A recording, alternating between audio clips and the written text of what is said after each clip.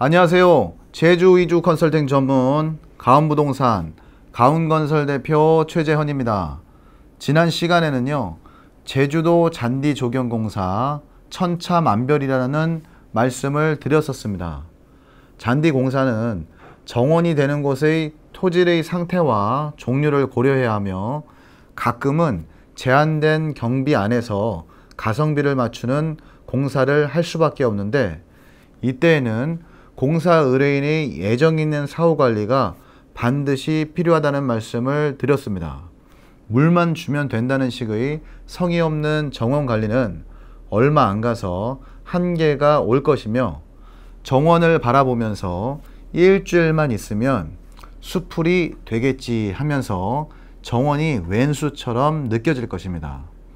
내 소중한 인생을 정원관리에 투자하고 싶지 않으신 분들은 최소한의 면적에만 잔디 조경 정도를 하시기를 추천해 드리겠습니다. 남들이 잘 갖고 놓으니 나도 할 수 있다고 쉽게 생각해서 욕심을 부리지 마시고요.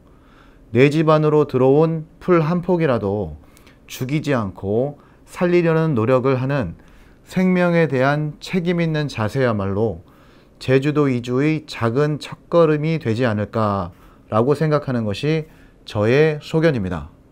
오늘은 제주도 태풍 이렇게 대비해라 라는 내용으로 말씀을 이어가도록 하겠습니다. 제주도는요, 한반도로 들어오는 태풍의 길목에 위치하고 있습니다. 대부분 남쪽에서 발생한 태풍은 우리나라 왼쪽 중국으로 틀어지거나 오른쪽인 일본으로 우회하는 경우가 가장 많습니다. 올해 6월 30일에 발생한 태풍 3호 차바와 7월 1일에 발생한 4호 에어리가 그러했습니다. 제주도에 살면서 점점 더 강력해지는 태풍을 대비하는 방법에 대하여 시작하겠습니다. 첫 번째입니다. 태풍을 쉽게 보지 마세요 입니다. 저의 고향은요, 서울시 용산구 효창동입니다. 서울에서의 어린 시절을 돌이켜보면요, 평생 손가락으로 뽑을 정도 태풍의 피해를 크게 입은 정도는 없었던 것 같습니다. 80년대쯤인가요? 간판이 떨어지고 한강이 넘쳐서 물난리가 났던 정도로 저는 태풍의 피해를 기억하고 있습니다. 하지만 제주도는 너무나 달랐습니다. 제가 제주도로 이주한 다음 해인 2012년 15호 태풍 볼라베는요, 제가 거주하던 아파트의 베란다를 모두 날려버렸으며 저는 바로 눈앞의 태풍을 보고 공포에 휩싸였었습니다. 이후로도 태풍은 매년 또는 약 2년의 단위로 제주도를 직접 강타하였고, 제 차량 앞으로 컨테이너가 날아가는 것도 직접 목격을 했었습니다.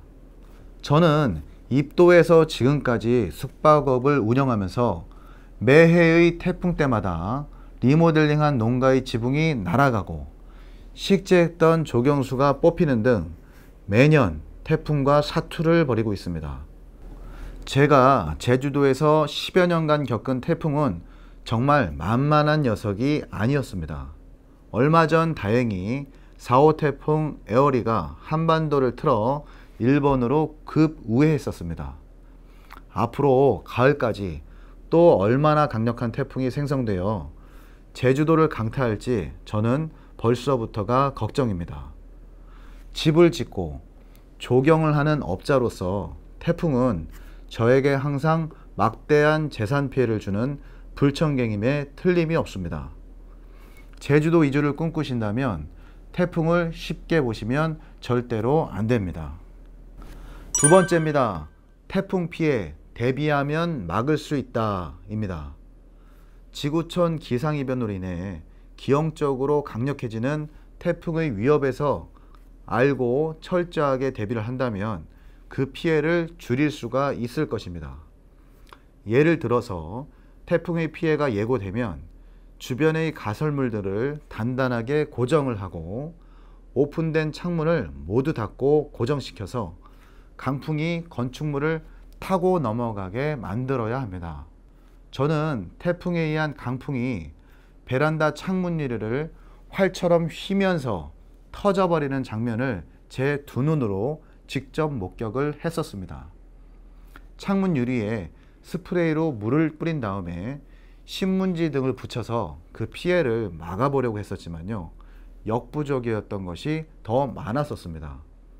차라리 조금이라도 유격이 있는 창호들을 나무 조각 등으로 단단하게 고정을 하고 테이핑을 철저하게 하여 바람이 통하지 못하고 타고 넘어가게 하는 것이 더욱 안전했던 기억이 납니다. 또한 컨테이너나 이동식 주택의 경우에는요, 바람이 통하라고 양문을 열어두는 것도 방법일 수 있겠지만요, 때에 따라서는 컨테이너가 사과처럼 사방으로 쪼개지는 역효과도 직접 경험을 했었습니다.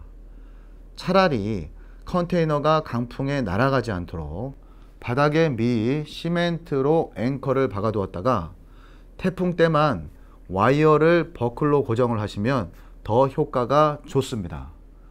식재한 지 1년이 안 된 나무는요, 태풍이 지나간 후에 뿌리가 흔들릴 수가 있습니다. 다시 지주를 세우지 않으면 뿌리에 공기가 들어가서 나무가 곧 말라 죽게 됩니다. 세 번째입니다. 건축물이나 방풍목으로 바람을 피해라 입니다.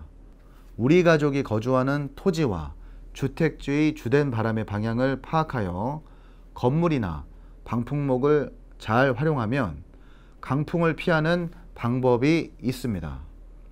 제주도는요, 계절마다 동서남북 쪽에서 주된 바람과 가끔 부는 안 좋은 바람이 있습니다. 예를 들면 제가 운영하는 두모리 리조트에서는요, 동쪽에서 불어오는 마파람이 가장 돌개바람을 일으켜서 많은 피해를 주는 안 좋은 바람입니다. 또한 제가 처음에 정착했던 외도동에서는요, 항상 바람코지라고 해서 회오리 바람이 불어서 어느 방향에서도 바람을 피할 수가 없는, 항상 한 대에 나와 있는 것 같은 느낌을 주는 그런 곳이었습니다. 이렇듯 내가 정착한 위치에서 주되게 부는 바람, 가끔 불지만 돌풍이 불어서 피해를 주는 바람을 미리만 파악할 수 있다면요, 신축을 할 경우에 건축물의 위치를 적절히 배치함으로써 또는 조경을 할 경우에 방풍목을 잘 세움으로써 피해를 주는 바람을 어느 정도 막을 수가 있을 것입니다. 강한 바람은요, 피할 수 없으면 즐겨라 라는 마인드가 적용이 될 수 없는 무조건 피해야 하는 것입니다. 내 토지에서의 피해주는 바람을 건축물과 방풍목을 잘 활용한다면 바람이 매우 많은 제주도를 즐길 수 있는 여유가 생기실 것입니다. 오늘은 제주도 태풍 이렇게 대비해라 라는 내용으로 말씀을 드렸습니다. 저는 제주도에 10여 년간 살면서 태풍이라는 것이 얼마나 끔찍한지에 대한 실경험을 많이 했습니다. 가온부동산, 가온건설 방송을 항상 신뢰해 주시고 응원해 주시는 구독자, 시청자분들만큼은 토지를 매입하시거나 또는 주택을 매입하시기 이전에 내가 있는 그 위치에서 주된 바람과 피해를 주는 바람이 어느 쪽인지를 꼭 미리 파악하셔서 태풍 등의 강풍으로 인한 피해가 최소한이 되시기를 진심으로 바라겠습니다. 본 방송이 제주도 이주 정착을 희망하시는 분들께 많은 도움이 되셨다면 구독, 좋아요 부탁드리겠습니다. 감사합니다.